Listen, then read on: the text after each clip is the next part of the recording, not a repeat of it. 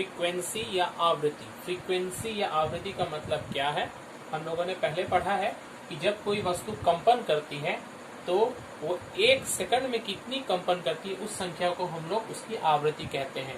अगर कोई कंपन करने वाले वस्तु 1 सेकंड में 10 कंपन करे तो उसकी आवृत्ति कितनी कहलाएगी, 10 हर्ट्ज कहलाएगी या 10 साइकिल पर सेकंड कहलाएगी। ये है आवृत्ति। इससे हम लोग छोटे अक्षर n से डिनोट करते हैं। इस आवृत्ति के आधार पर, मतलब 1 सेकंड में कितने कंपन होते हैं, उसके आधार पर हम लोग ध्वनि को 3 भागों में बांटते हैं। सबसे पहला जो है, जो हमें ज्यादा ध्यान रखना है, श्रव्य ध्वनि। श्रव्य ध्वनि या ऑडिबल साउंड। नाम से देखिए, श्रव्य ध्वनि का मतलब है जिस ध्वनि को सुना जा सके, या ऑडिबल साउंड जिसे ऑडियो या जिसे हम लोग सुन सकते हैं। मनुष्य जिस तरह की ध्वनियों को सुन सकता है उसे श्रव्य ध्वनि कहते हैं। ये कितनी होती है, 20 हर्ट्ज से लेकर 20,000 हर्ट्ज तक, या इसे ऐसा भी लिखते हैं 20 हर्ट्ज से लेकर 20 किलो हर्ट्ज। चूंकि 1000 है तो 1000 को जगह में किलो हम लोग लिख सकते हैं। तो 20 हर्ट्ज से लेकर 20 किलो हर्ट्ज तक की आवृत्ति वाली ध्वनि को मनुष्य सुन सकता है, इसलिए हम इसे श्रव्य ध्वनि या ऑडिबल साउंड कहते हैं। और ये जो सीमा है 20 हर्ट्ज से लेकर 20 किलो हर्ट्ज, इसे ही हम लोग ऑडिबल लिमिट भी कहते हैं। ऑडिबल लिमिट,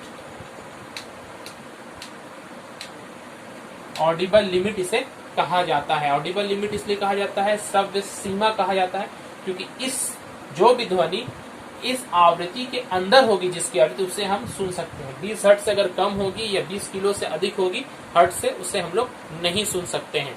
इसके बाद अवश्रव्य ध्वनि या इंफ्रासोनिक साउंड। इंफ्रासोनिक साउंड का मतलब है जो श्रव्य ध्वनि से नीचे हो, यानी कि 20 हर्ट्ज से जिसकी आवृत्ति कम हो, लेस देन 20 हर्ट्ज।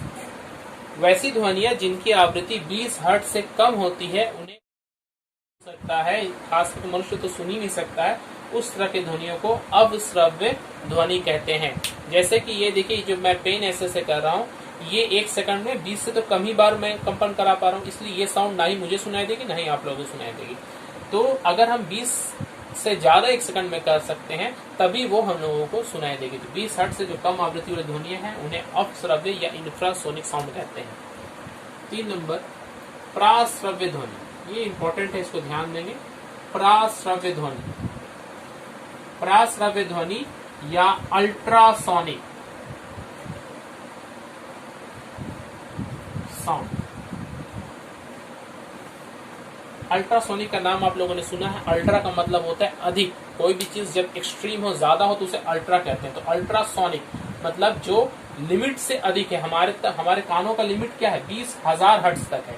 अगर इससे अधिक आवृत्ति हो तो उसे क्या कहा जाता है, प्राश्रव्य ध्वनि। तो प्राश्रव्य ध्वनि जो है वो ग्रेटर देन 20,000 या 20 किलो हर्ट्ज। तो वह ध्वनियां जिनकी आवृत्ति 20 किलो हर्ट्ज से अधिक होती है उन्हें प्राश्रव्य ध्वनि या अल्ट्रासोनिक साउंड कहते हैं। इसे मनुष्य नहीं सुन सकता। इन तीनों में मनुष्य सिर्फ पहले वाले जो रेंज है 20 हर्ट्ज से 20 किलो, इसे ही हम सुन सकते हैं, इसलिए ऑडिबल लिमिट या श्रव्य सीमा भी कहते हैं। क्या कहते हैं इसे, श्रव्य सीमा।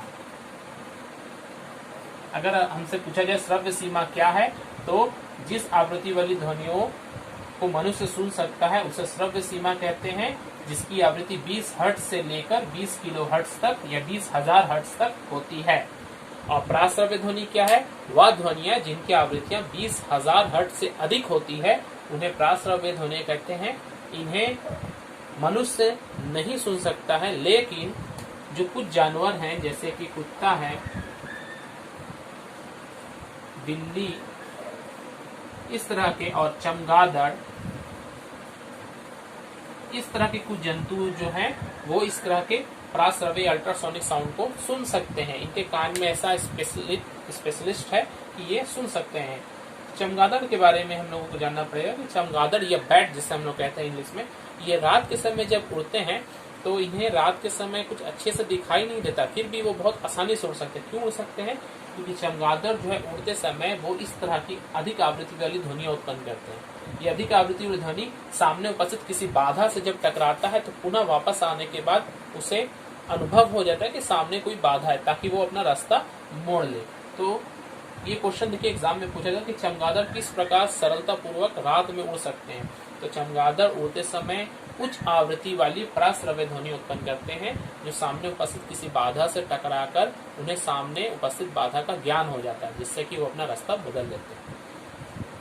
उसी तरह से अपश्रव्य ध्वनि के बारे में, ये कौन से जो है अपश्रव्य ध्वनि सुन सकते हैं? तो ध्यान देंगे, जब भूकंप आने का जब होता है, भूकंप से कुछ पहले आने से पहले जो कंपन उत्पन्न होता है वो अपश्रव्य ध्वनि के अंतर्गत आता है। वो 20 हर्ट्ज से कम आवृत्ति होती है जमीन के अंदर जब उत्पन्न होता है तो वो कम आवृत्ति ध्वनि है। जब जमीन पे होता है तो आसपास जो जंतु होते हैं, जैसे कि चींटी के बारे में आप लोगों ने सुना है, चींटियां या इस तरह के जो जमीन पे जो रेंगने वाले जो जंतु है वो इस तरह की कम आवृत्ति ध्वनियों को महसूस कर सकते हैं, उनके वाइब्रेशन को फील कर सकते हैं। इसीलिए इन्हें कहते हैं कि जब भी भूकंप आए तो भूकंप से कुछ समय पहले इन्हें पहले से ही चींटियों को या इस तरह के जंतुओं को, कीट पतंगों को आभास हो जाता है और वो अपना स्थान बदलने लगते हैं, जगह से दूर जाने लगते हैं। तो अपश्रव्य ध्वनि कौन से जंतु सुन सकते हैं? चींटी या इस तरह के जमीन में रहने वाले कीट पतंग। और पराश्रव्य ध्वनियों के बारे में जैसे कुत्ता है, बिल्ली या चमगादड़, ये सब पराश्रव्य ध्वनियां सुन सकते हैं। अब हम इस पराश्रव्य ध्वनि पर ही ध्यान दें। ये पराश्रव्य ध्वनियां जो है, इसका इंपॉर्टेंस क्या है? तो हम लोगों ने नाम सुना ही अल्ट्रासोनिक या अल्ट्रासाउंड का नाम हम लोगों ने सुना है। अल्ट्रासाउंड क्या होता है? अल्ट्रासाउंड या अल्ट्रासोनोग्राफी जो है एक तरह का मेडिकल ट्रीटमेंट है।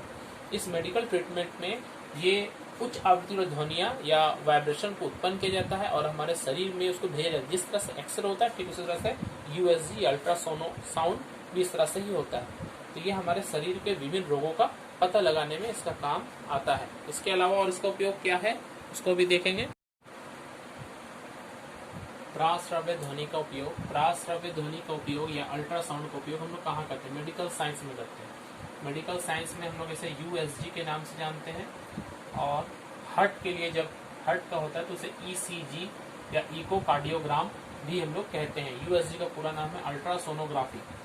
ये दो मेथड से हम लोग प्राश्रव्य ध्वनि का उपयोग करके यूएसजी, जैसे कि कहीं पर हमारे शरीर के अंदर में ट्यूमर है या इस तरह से कोई अगर रोग है तो उसका पता हम लोग कर सकते हैं, या प्रेगनेंसी के टाइम में भी बच्चे की हेल्थ जानने के लिए यूएसजी का प्रयोग हम लोग करते हैं। ईसीजी हार्ट के बारे में जानने के इसका उपयोग किया जाता है। इसलिए कार्डियो यानी कि हार्ट के नाम से जानते हैं ईसीजी।